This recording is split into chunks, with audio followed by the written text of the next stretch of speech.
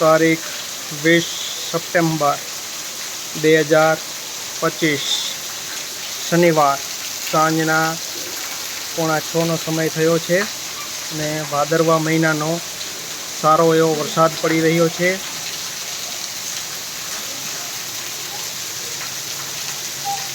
આ વખતે ખેલૈયાઓની નવરાત્રિ બગાડશે એવી આગાહી ઉપરથી આપણે કહીએ છીએ।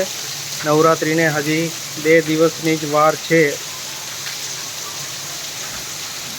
ત્યાં વરસાદ પડે છે આગાહી મુજબ।